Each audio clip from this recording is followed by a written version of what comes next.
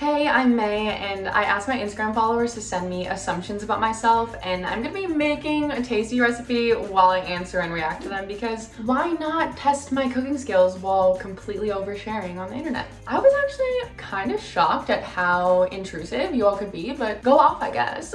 The recipe that I'm making is called the fluffiest vegan pancakes, and I think that I'll probably need that to soften the blow of some of these assumptions, honestly, but we'll see. Honestly, when I have a craving for pancakes, I just go out. But my wallet doesn't love that, so hopefully this can be my replacement for restaurant vegan pancakes. All right, first step, combine all of our dry ingredients. So we are starting with flour, and we just have a cup of this into this beautiful bowl. First assumption is you were popular in high school.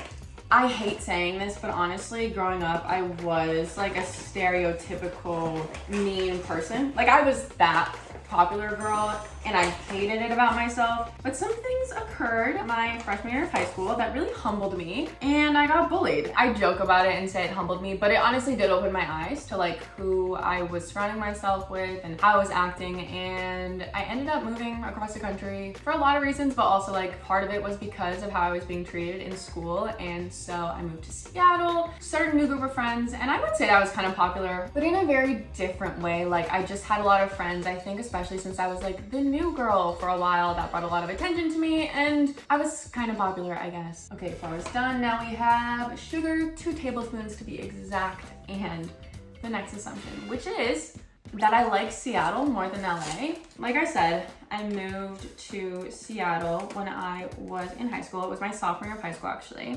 And I loved it when I was there. However, living in LA has been my dream since I was really little, so I would not say that I like Seattle better. I love that I lived in Seattle, but I definitely am so happy that I live in LA now. All right, 1 tablespoon of baking powder, and assumption 3 is that I had a rough coming out story. This is true. My girlfriend at the time posted a picture of us kissing on Twitter, and it ended up getting a lot of retweets, and I was like, wait, that's like kind of cool. I'm like famous online. So I like wanted to show off to the people at my school, fully knowing that I grew up in a small town in Illinois. Like everybody was straight up homophobic. Like it wasn't a secret. There was no gay people at that time in my school. Like it was not a thing. So when I retweeted that picture on my personal account for all my school friends to see, and then followed that retweet by a tweet that just said, hey, I'm gay, by the way. A couple weeks down the line, I suddenly had no friends, and everybody in my circle was bullying me, and it was so fun. I don't know how to talk about it seriously because it was actually really traumatic for me. It was really, really rough, like losing that many people and coming out in that environment. Thankfully, once I moved to Seattle, it was a totally different story. Like everybody there was so accepting. It was such a different world for me. All right, last dry ingredient is half a teaspoon of salt, which I'm not actually gonna measure because I don't believe in measuring under a teaspoon, but I do have a very cute salt shaker. We're gonna guess. That's about half a teaspoon. All right, and then we just mix it all together.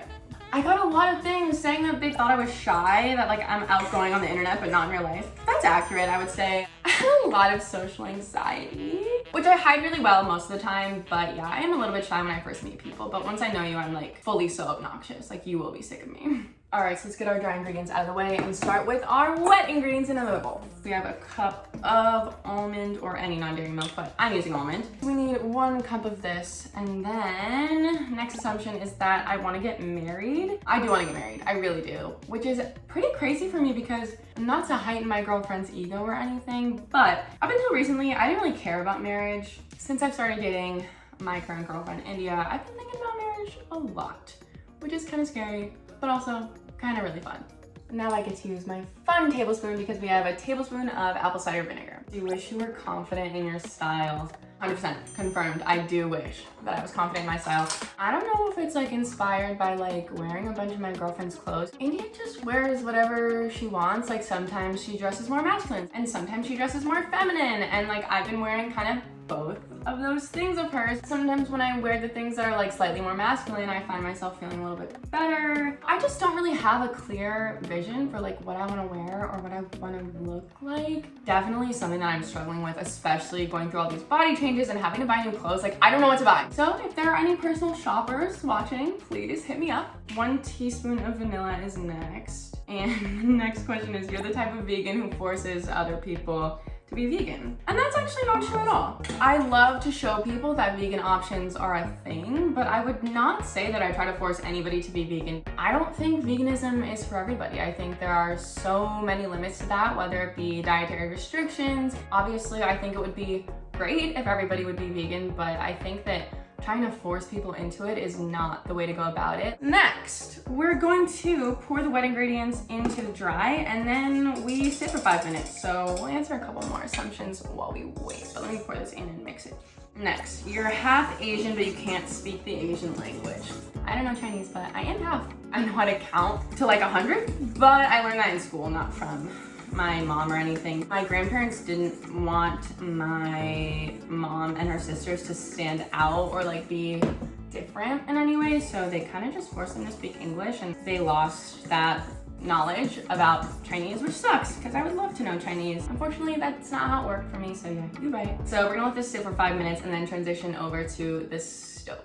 Next assumption is that I have a perfectionist side. I do have a huge perfectionist side. I have a weird thing about writing. Like, I need my writing to look flawless all the time, and if it doesn't, I freak out. I have insane standards for myself, and I have a really big problem of needing everything that I do to be totally perfect, and if I can't do it perfectly, like, I just won't do it. And I've always been that way. Like with sports, I had to be the best at that sport or I would quit. It deters me sometimes from doing things, and I hate it, but definitely something that I'm working on in therapy as well. So go you for talking about it in therapy. All right, next, you still struggle with your ED. Yeah, that's true, I do. And I think that that's okay. I think that I'm making really great progress with my eating disorder. My eating disorder would have been really scared about making these pancakes, and I don't feel that way right now. I'm actually really excited to eat them. The reality of eating disorder recovery is that it's never gonna be linear, and in the grand scheme of things, like, 1.5 years isn't that long, and that's okay that I'm still struggling. And I think that that is not something to be ashamed of and not something that we have to hide, because it's probably actually really helpful to know that you're not alone in struggling,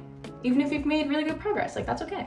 All right, I have my vegan butter because I don't believe in making pancakes without butter. You're an empathetic person and you're always trying to look out for others. I'm like empathetic to a fault though. I care so much about how other people are feeling that sometimes I just don't focus on myself. I like that about myself, but also sometimes it's rough. First one, here we go. This is supposed to make about 4 good-sized pancakes, so we'll see. You sometimes wish you were doing music instead of social media work. At the end of the day, I definitely would like to pursue music. There's obviously a lot that, you know, makes me feel like, okay, I'm not good enough. I'm finally taking strides to actually work towards music being like my actual career, or at least part of it. Right now I have 2 songs out, and hopefully we'll be putting one out in the next couple of months because I'm like doing studio sessions, which is really exciting. Wait, hold on, she's bubbling. Okay, I can do it, You can do anything. Oh! It looks so good. I'm a chef. Thank you. Sorry, Merle, your job here is done. I am the new vegan chef of Buzzfeed. Next one is you're very social. Yes and no. I love meeting new people. It just really scares me. But when I push myself to actually do it, I have so much fun and it's the best thing ever and I love it. I would say yes, I am social, but at heart, I think I am an introvert. Like, I need a refresh period. Ooh, that's the sizzle I was looking for. These ones will probably cook faster, so I need to actually pay attention. Ooh, she's bubbling. The focusing on 2 things at once is... I'm stressed. Okay, your relationships are healthy. Thankfully, I'm at a point where I've kind of genuinely stopped allowing people in my life that don't deserve to be in my life, which is huge. My life is significantly better since I've done that. I feel like you might have a tendency to let your emotions decide your life. No, I am not emotionally impulsive. Just kidding, yeah, no, fully. And I love that about myself, honestly, because it allows me to love very, very hard, and it allows me to be creative in a way that I think some people can't. And there are a lot of pros to it, but also I do dumb shit because I don't think about it. Another thing that I'm talking about in therapy. I am nailing the cook time on these. You have a 10-year life plan. For me personally, I think it would stress me out if I had this huge plan and all these expectations for myself, because I know I'm somebody who, like, if I have a goal or an expectation and then I don't meet that goal, then I freak out and think that my world is ending and feel like nothing will ever be good ever again because I didn't meet one little goal. I just think that's a lot of pressure. You guys, Like, are you kidding me with the perfect golden brown? Okay, so now that the actual cooking and baking is done and we're just gonna be decorating, we're gonna go on to rapid fire. You sleep a lot. I either sleep literally not at all or for the entire day. You're a good dancer. Honestly, no. Unless I'm drunk, then I can dance. You drink a lot of coffee. Yes, 100% yes. I spend a sick amount of my money on coffee. It's awful, it's a bad habit. I need to stop. My bank account wants me to stop, but it makes me happy. I hate wearing heels.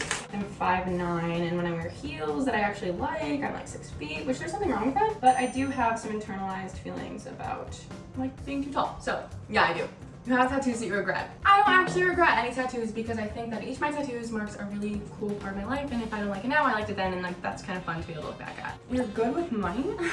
No. You were a rebel as a teen. Oh my god, yes. My parents would have a field day talking about that. You're a top. Sometimes. I'm a switch. And lastly, you smell like vanilla and cinnamon. Speaking of cinnamon though, it would be a great addition. Might be my final touch. I wouldn't claim that, but maybe, I don't know. Ask people who are around me. We need the syrup pour. Oh my god, are you kidding me? This is a masterpiece. We're gonna try and get the whole stack at once. Wow, okay, I crushed it. I'm so glad that I made this. It was definitely not easy to focus on trying to cook these pancakes or even eat them while answering all those questions, but it was really fun. If you got anything out of this video, it's to make these. I'm done talking. I need to focus on eating these pancakes, but this was so much fun, and maybe I'll do it again. And if not, who else do you want to see do this?